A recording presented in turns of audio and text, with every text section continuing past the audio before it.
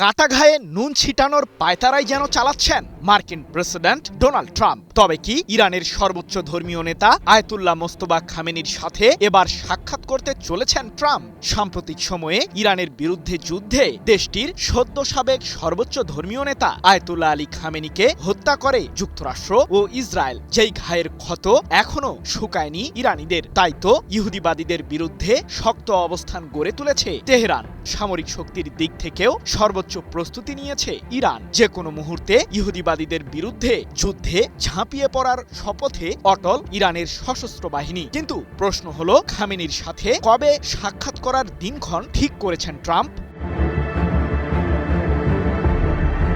ইসরায়েলের উস্কানিতে সাড়া দিয়ে ইরানের বিরুদ্ধে সাম্প্রতিক সময়ে যুদ্ধে জড়িয়ে যে বোকামি করেছেন মার্কিন প্রেসিডেন্ট ডোনাল্ড ট্রাম্প, সেটা তিনি এখন হারে হারে টের পাচ্ছেন। এ প্রসঙ্গে এক সাক্ষাৎকারে সম্প্রতি তিনি বলেছেন, ইরাকের বিরুদ্ধে অভিযান চালিয়ে আমরা যা করেছিলাম সেটি ছিল এক প্রকার বোকামি, আর ইরানের বিরুদ্ধে যুদ্ধে জড়িয়েও একই ভুল করেছি আমরা। যদিও ইরানের সামরিক শক্তি অত্যন্ত প্রখর, তবে 9 মাস আগে ইরানের পারমাণবিক কেন্দ্রে যদি B-2 বোমারু বিমান দিয়ে হামলা না চালাতাম, তাহলে দেশটির কাছে এতদিনে পারমাণবিক অস্ত্র থাকত, যার মাধ্যমে পারস্য উপসাগরীয় অঞ্চলে ভিন্ন পরিস্থিতির উদ্ভব ঘটত।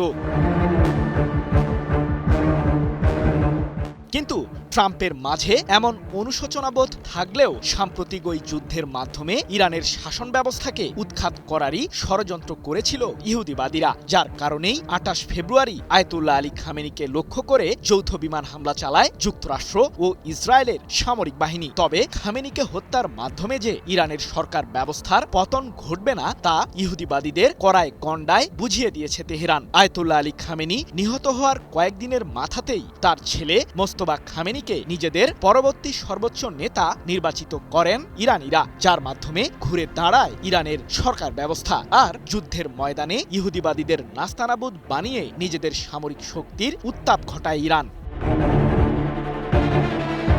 এবার সেই মোস্তফা খামেনির সাক্ষাৎ নেওয়ার জন্যই যেন উদ্গ্রীব হয়ে আছেন মার্কিন শাসক। ইরানের নতুন সর্বোচ্চ ধর্মীয় নেতার সাথে দেখা করলে সম্মানিত বোধ করব, এমনটি জানিয়ে ট্রাম্প বলেছেন, বিভিন্ন জটিল ইস্যুতে যদি যুক্তরাষ্ট্র ইরান চূড়ান্ত চুক্তিতে পৌঁছায়, তবে আমি মোস্তফা খামেনির সাথে সাক্ষাৎ করব, এতে আমার কোনো আপত্তি নেই। এমনটি হলে আমি সম্মানিত বোধ করব। 5 জুন এক প্রতিবেদনে বিষয়টি নিশ্চিত করেছে ইরানের রাষ্ট্রীয় সম্প্রচার মাধ্যম প্রেস টিভি।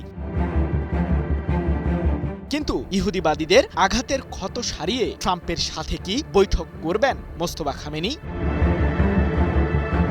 ইহুদিবাদীদের নির্মম হামলায় নিহত হওয়া আয়াতুল্লাহ আলী খামেনির হত্যার ঘটনায় প্রতিশোধের আগুন এখনো উত্তপ্ত রয়েছে ইরানিদের মাঝে। তাই তো মার্কিনীদের অযাচিত শর্তকেও মানতে অস্বীকৃতি জানিয়েছে তেহরান। আর লেবাননের বিরুদ্ধে চলমান ইসরায়েলের আগ্রাসনকে ঘিরেও সরব অবস্থানে ইরানের পররাষ্ট্রমন্ত্রী আব্বাস আরাকচি। চূড়ান্ত শান্তি চুক্তির শর্ত হিসেবে লেবাননে যুদ্ধ বন্ধের বিষয়টি উত্থাপন করেছেন ইরানের শীর্ষ এই কূটনীতিক। এ প্রসঙ্গে তিনি বলেছেন, মার্কিনীদের সাথে আলোচনার প্রথম দিন থেকেই আমরা স্পষ্ট করে আসছি যে আমাদের পাশাপাশি লেবাননের বিরুদ্ধে যুদ্ধ চাপিয়ে দিয়েছে ইহুদিবাদীরা, তাই সেখানেও যুদ্ধ বন্ধ করতে হবে, অন্যথায় কোনো শান্তি চুক্তি করবে না ইরান।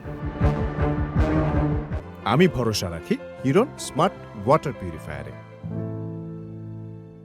এদিকে মোস্তফা খামেনির সাথে ট্রাম্প সাক্ষাতের কথা বললেও তলে তলে ঠিকই ইরানের বিরুদ্ধে ষড়যন্ত্র চালিয়ে যাচ্ছে যুক্তরাষ্ট্র। বিশেষ করে হরমুজ প্রণালীর দখল নেবার জন্য মরিয়া হয়ে আছে মার্কিন কেন্দ্রীয় কমান্ড। এই ঘটনায় সম্প্রতি যুক্তরাষ্ট্র ও ইসরায়েল সংশ্লিষ্ট একটি তেলবাহী জাহাজকে লক্ষ্য করে প্রতিরোধমূলক মিসাইল হামলাও চালিয়েছে ইরান।